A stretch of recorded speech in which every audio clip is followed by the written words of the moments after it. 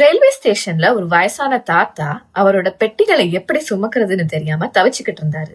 அப்போ ஒரு போர்ட்டர் அவர் பக்கத்துல போய் பெட்டிகளை தூக்கி ட்ரெயினுக்கு அவரை கூட்டிட்டு போய் அவர் சீட்ல உட்கார வச்சு பெட்டிகளையும் பத்திரமா அவர் பக்கத்துல வச்சு பணம் எதுவும் வாங்காம போயிட்டாரு.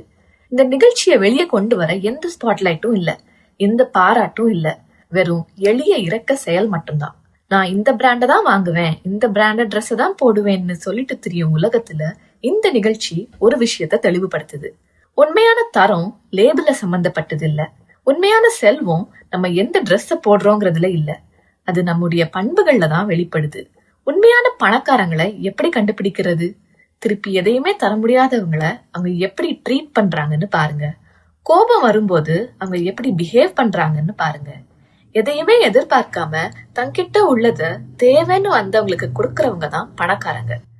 கோபம் வந்தாலும் பண்போட நடக்கிறவங்க தான் பிராண்டட் ட்ரெஸ் போட்டிருக்கவங்களை விட நாகரிகமானவங்க. போக்குவரத்து திடீர்னு நிக்கும் போது இவங்க பொறுமையா இருப்பாங்க. இல்லைன்னு சொல்றதையும் நேர்மையோடையும் மென்மையோடையும் சொல்லுவாங்க. வெளி தோற்றத்தை வச்சு அழக மதிப்பிடாதீங்க.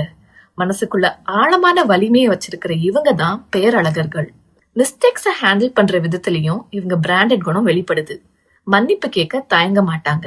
அடுத்தவங்கள மன்னிக்கிறதையும் உடனே செஞ்சிருவாங்க. தங்களுடைய நேரத்தையும் மத்தவங்க நேரத்தையும் மதிப்பாங்க. அடுத்தவங்க இல்லாதப்ப அவங்கள பத்தி இவங்க என்ன பேசுறாங்கிறதுலயும் இவங்களோட பிராண்டட் குணம் வெளிப்படுது. நீங்க நான் சொல்ற பிராண்ட்ஸ் விரும்பி போடுறீங்களா? அப்படின்னா நீங்க உண்மையாவே பணக்காரங்க தான். திரளான ஐஸ்வர்யத்தை பார்க்கிலும் நற்கீர்த்தியே தெரிந்து கொள்ளப்படத்தக்கது. பொன் வெள்ளியை பார்க்கிலும் தயையே நலம் அப்படின்னு பைபிள்லயும் வாசிக்கிறோமே.